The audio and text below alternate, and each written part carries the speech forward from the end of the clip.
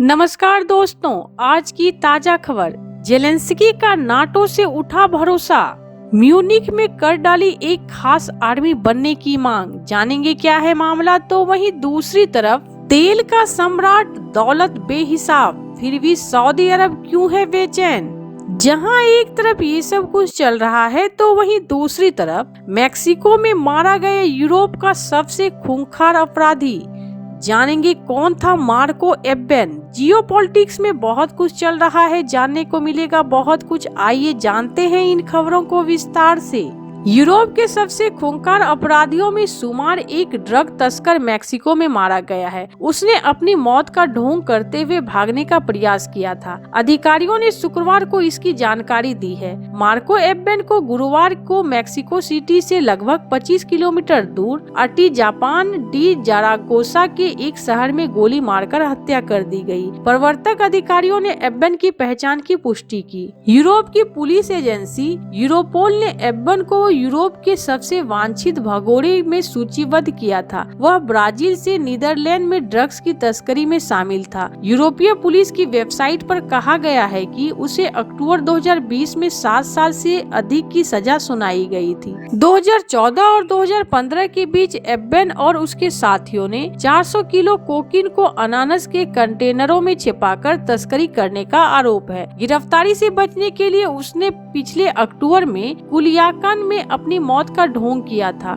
यह मेक्सिको के Sinaloa cartel का गढ़ है और वहां 2 कार्टेल गुटों के बीच संघर्ष चल रहा था। स्थानीय मीडिया के अनुसार एब्बेन के एक गुट ने जुड़े होने का आरोप था, लेकिन उस समय उसकी मौत का कोई सबूत नहीं मिला था। केवल एक कथित प्रेमिका का बयान था जिसने शव की पहचान की थी। तो वहीं दूसरी तरफ अब तक तेल के बादशाहत के दम पर अपनी अर्थव्यवस्था चलाने वाला सऊदी अरब अब खुद को बदलने के मिशन पर निकल चुका है। सऊदी सरकार करीब $1 ट्रिलियन यानी 83 लाख करोड़ रुपए से भी ज्यादा की भारी भरकम रकम सिर्फ इंफ्रास्ट्रक्चर प्रोजेक्ट्स में झोंकने की तैयारी हो रही है। इसका मकसद तेल पर निर्भरता कम करना और निजी क्षेत्रों की भागीदारी बढ़ाना। एक रिपोर्ट के मुताबिक रियाद में public investment fund private sector forum में बोलते हुए सऊदी अरब ने economic and planning minister Faisal al Ibrahim ने इस जबरदस्त निवेश की घोषणा की। उनका कहना था कि आने वाले कुछ सालों में सऊदी का नॉन ऑयल सेक्टर जबरदस्त तरीके से आगे बढ़ने वाला है, जिसमें 2026 तक खास तौर पर तेजी से देखने को मिलेगी। उन्होंने बताया कि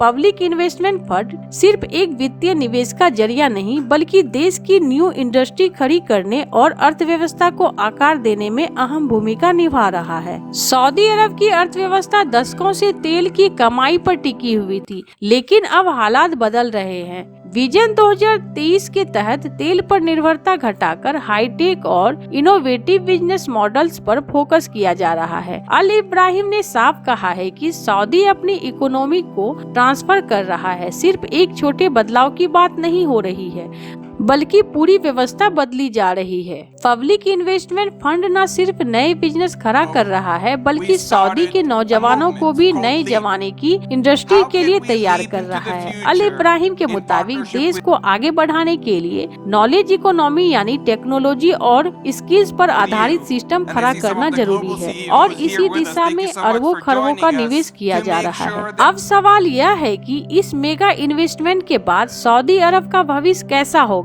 तो आपको बता दें, इससे तेल पर निर्भरता घटेगी, नए सेक्टर में बूम आएगा, विदेशी निवेश बढ़ेगा और रोजगार में नए मौके बनेंगे। सऊदी अब खुद को मिडिल ईस्ट का टेक्नोलॉजी और बिजनेस हब बनाना चाहता है, ताकि दुनिया उसे सिर्फ तेल का बादशाह न माने, बल्कि ग्लोबल इकोनॉमी में एक मजबूत प्लेयर के रूप में भी देखे। जहां एक तरफ ये सब कुछ चल रहा है तो वहीं दूसरी तरफ यूक्रेन के राष्ट्रपति व्लादिमीर जेलेंस्की का अमेरिकी नेतृत्व वाले सैन्य संगठन नाटो पर से भरोसा डगमगा गया है। यूरोपीय देशों में यूरोप की एक नई सेना बनाने की मांग करते हुए जेलेंस्की ने कहा कि अब समय आ गया है कि हम इस बारे में तेजी के साथ कदम बढ़ाएं। रूस के साथ यूक्रेन की लंबी चलती लड़ाई इस कदम के लिए एक मजबूत नींव और वजह है। यूरोपीय नेताओं को अपनी सुरक्षा के लिए यह कदम उठाना ही होगा। म्यूनिख सुरक्षा सम्मेलन में अपनी बात रखते हुए यूक्रेनी नेता ने कहा कि यूरोप को अपनी सेना बनाने में देर नहीं करना चाहिए, क्योंकि हम इस संभावना से इनकार नहीं कर सकते हैं कि अगर कभी अमेरिका को अपने ऊपर कोई बात आते हुए दिखती है तो वह यूरोप की मदद करने से इनकार भी कर सकता है।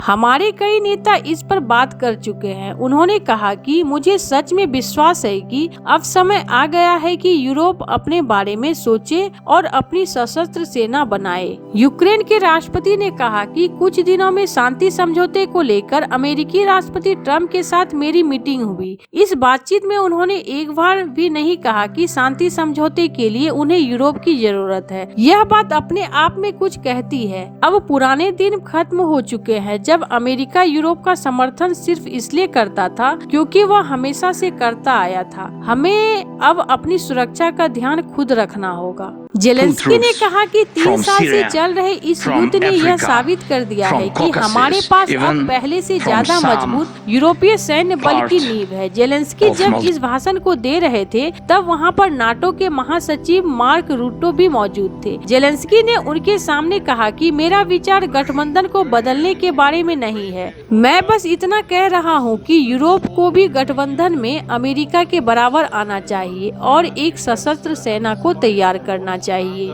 तो वहीं दूसरी तरफ गलत कामों में लगे थे पाकिस्तानी मुस्लिम देशों ने भी निकाल फेंका। गैर कानूनी गतिविधियों में शामिल पाए जाने के बाद दुनिया भर के 12 देशों ने 100 से ज्यादा पाकिस्तानियों को अलविदा कह दिया है। इन देशों ने कम से कम 131 पाकिस्तानियों की डिपोर्ट कर दिया है। उन पर ड्रग्स तस्करी, अवैध घुसपैठ और नौकरियों में कानून के उल्लंघन जैसे आरोप थे। गौर करने वाली बात यह है कि इस डिपोर्टेशन में सऊदी अरब और यूएई सबसे आगे थे। सऊदी अरब के इमिग्रेशन सूत्रों के मुताबिक यहाँ से करीब 74 पाकिस्तानियों को उनके देश भेज दिया गया है। उन पर ड्रग्स ट्रैफिकिंग और नौकरी के नियमों के उल्लंघन के आरोप हैं। सऊदी अरब से मिली जानकारी के मुताबिक उन्होंने नौकरी के लिए एग्रीमेंट का उल्लंघन किया था और बिना नोटिस के ही नौकरी छोड़ दी थी। वहीं यूएई ने भी कई पाकिस्तानियों को डिपोर्ट कर दिया है। उन पर अवैध घुसपैठ, चोरी और ड्रग्स ट्रैफिकिंग के आरोप थे।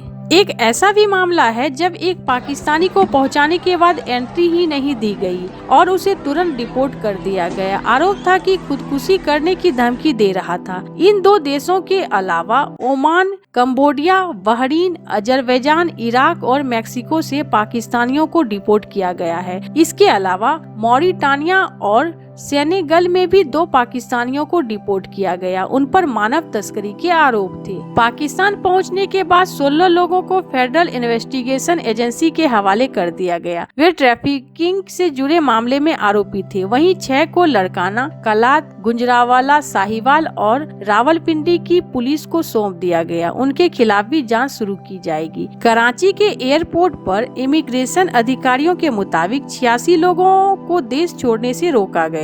इनमें 30 उमराह यात्री थे। उनके पास एडवांस होटल बुकिंग नहीं थे, इसलिए एयरपोर्ट पर ही रोक लिया गया। इसके अलावा उनके पास यात्रा के खर्चा का ब्यौरा भी नहीं था। 7 ऐसे भी लोग थे जिनके पास साइप्रस, यूके, अजरबैजान और कगिस्तान कस्टडी वीजा था। उन्हें भी एयरपोर्ट पर ही रोक लिया गया। Saudi Arab, Oman, Azerbaijan, Malawi, Congo, Bahrain, Malaysia, Indonesia, दक्षिण अफ्रीका, थाईलैंड, तुर्की और जिम्बाब्वे में टूरिस्ट वीजा वाले लोग को भी रोक लिया गया। वहीं कुछ लोग जो कतर, तुर्की और सऊदी अरब में काम करने के लिए ब्लैक लिस्ट थे, उन्हें भी बोर्डिंग की अनुमति नहीं दी गई। ऐसे आपको क्या लगता है इन सब मामलों में आपकी क्या राय है? कमेंट कर जरूर बताएं। जल्द मिलते हैं अगले वीडियो में नई खबर के साथ।